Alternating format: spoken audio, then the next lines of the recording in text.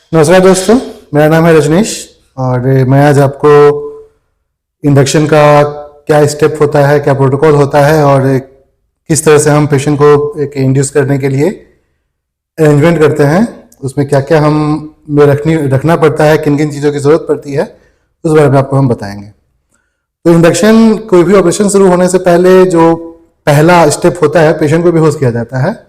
उसे इंट्यूबेट करना, ट्यूब डालना, उसके एयरवे को सिक्योर करना। उसमें हमें किस किस चीज़ की ज़रूरत पड़ सकती है। सबसे पहले ये वेंटिलेटिंग मास्क, जो पेशेंट को वेंटिलेट करने के लिए, प्री ऑक्सीजनेट करने के लिए हम लोग यूज़ करते हैं। अलग अलग साइज़ का आता है ये 2 साइज़ हमारे पास अडल्ट का है, ये बच्चों के लिए यूज़ किया जाता है और भी इससे कई छोटे साइजेस भी आते हैं जो पीडियाट्रिक के लिए होता है। लेरेंगोस्कोप और उसका ब्लेड 1, 2, 3, 4 साइजेस में आते हैं। जैसे ये 4 नंबर का है, ये एडल्ट के लिए है। साथ में हमारा एयरवे, जो टंगफल वगैरह है कंडीशन में एयरवे को सिक्योर करने के लिए हम यूज़ करते हैं। ये भी कई साइज का आता है हमारे पास। जैसे ये हमारे पास 4 नंबर है, 3 नंबर और 2 नंबर अभी है हमारे पास। ये एडल्ट में हम लोग यूज़ कर सकते हैं। इसमें कोडिंग, कलर कोडिंग भी होता है। जो सबसे छोटा साइज होता है एडल्ट में, जो 2 नंबर का है, इसका ग्रीन कलर का आता है। ये 3 नंबर येलो कलर है। ब्रांड से ये वेरी भी करता है, जरूरी नहीं है कि ऐसा ही रहेगा। और 4 नंबर रेड, जो एक सबसे बड़ा साइज है, जो एक मैच्योर एडल्ट में हम लोग यूज करते हैं। ब्लेड, ये 4 साइजेस का ब्लेड हम लोग यूज करते हैं।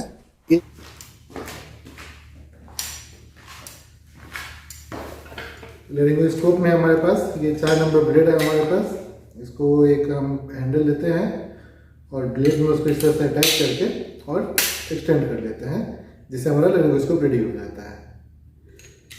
ये 4 साइज का जनरली आता है, 1, 2, 3, 4, जिसमें 3 और 4 हम लोग एडल्ट के लिए यूज़ करते हैं और 1 और 2 पीडियाट्रिक में होता है। ये हमारा है इंडोट्रैकियल ट्यूब, जो कई साइज से आता है। जनरली पीडियाट्रिक में 6 तक का यूज़ करते हैं और ये 7, 7.5, 8 ये हमारा एडल्ट का साइज है। अभी हम आपको इसे खोल के भी दिखाएंगे कैसा होता है ये अंदर से और क्या क्या चीज़ें देखने लायक होती है इसमें।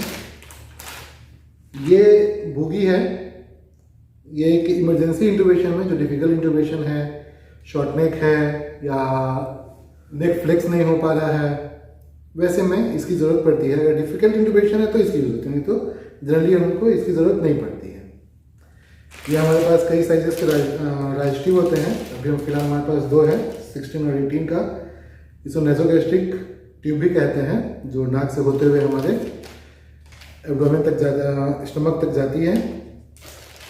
ये सक्शन कैथेटर है, जो सक्शन करने के लिए हम लोग यूज़ करते हैं पेशेंट का ओरल। ये भी एक तरह का एयरवे है, इसको नेजल एयरवे कहते हैं। ये नाक से डाला जाता है। इन दोनों में मेन डिफरेंस यही है, ये ओरल एयरवे है, इसे गुडल एयरवे भी कहते हैं। ये मुंह से जाता है और ये नेजल एयरवे है, इसे नाक से डाला जाता है। ये भी कई साइज का आता है, 6, 6.5, 7, 7.5, 8, जो नाक के थ्रू हम पेशेंट में इंसर्ट करते हैं। ये एक इमरजेंसी के लिए हमारे पास आइजेल है। ये लेरिंजियल मास्क एयरवे इसको कहते हैं, जो प्रॉपर हमारे ईटी ट्यूब की तरह ये ट्रैकिया में नहीं जाता है, बल्कि ट्रैकिया के ऊपर ही ग्लॉटिस को ही ये कवर करता है। तो इसे यूज़ करना भी बहुत आसान होता है। अभी आपको वो भी दिखाएंगे कैसे यूज़ किया जाता है। ये भी कई साइज में आती हैं और आपको इस बारे में हम बताएंगे। इसका एक एडवांटेज क्या है कि इसमें आपको लेरिंगोस्कोप की ज़रूरत नहीं पड़ती है और इसे कोई ज़रूरी नहीं है कि आप अगर परफेक्ट मेडिकल प्रैक्टिशनर तभी उसको डाल सके। एक लेमन भी जो बहुत ज़्यादा नहीं जानता है इस बारे में और कोई ऐसी सिचुएशन समय अगर आ गई है तो इसके सहारे वो सेक्शन कर सकता है। इसका एक और एडवांटेज क्या है कि लेरिंगोस्कोप की ज़रूरत नहीं है, आप पेशेंट में डायरेक्टली प्रेस कर सकते हैं। ये एरिया जाके पेशेंट के ग्लॉटिस पे आ जाता है और वो एयरवे को सिक्योर कर देता है। ट्रेकिया में इसको जाने की ज़रूरत नहीं पड़ती है। इसका एक और एडवांटेज क्या है कि यहाँ पे आप देख सकते हैं एक छोटा सा सक्शन होल है। इसमें आपको सक्शन करने के लिए बहुत आसान है। आप क्या करना है, पेशेंट के अंदर आपने इसको प्लेस कर दिया, एयरवे सिक्योर हो गया।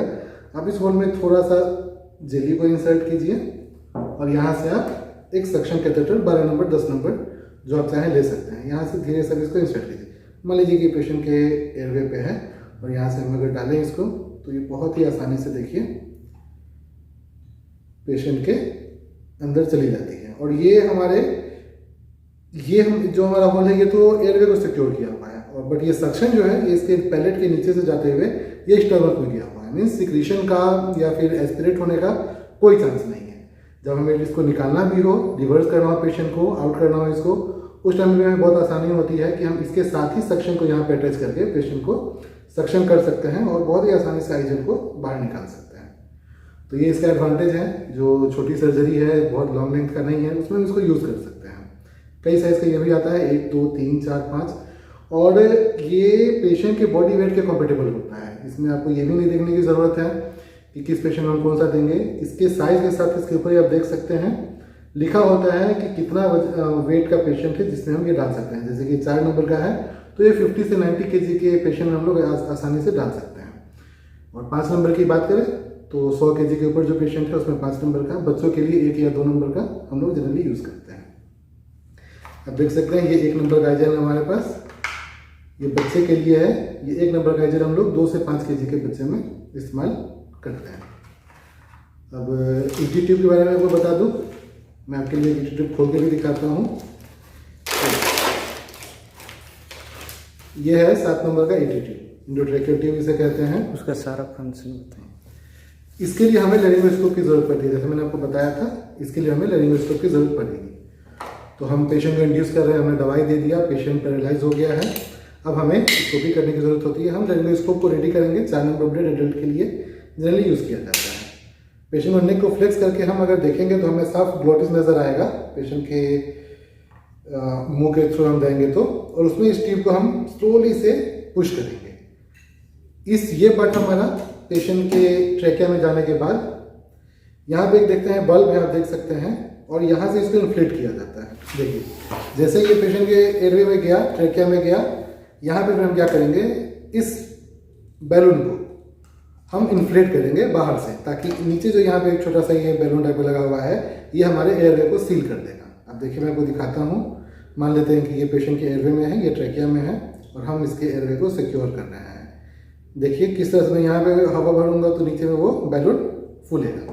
अब इससे एक फायदा क्या होता है कि ये आपके ट्रैकिया में पूरी तरह से उसको ट्रैकिया को पकड़ रखा है, आपकी ट्यूब घिंचाएगी भी नहीं। और दूसरा एक एडवांटेज इसका क्या है कि ऊपर से कोई सिक्रेशन भी अगर जा रहा है तो वो आपका इस बैलून के कारण, और इसके ऊपर ट्रैकिया क्योंकि कवर किया हुआ है, वो सिक्रेशन उसके लंग्स में नहीं जाएगा, ऊपर में ही रहेगा।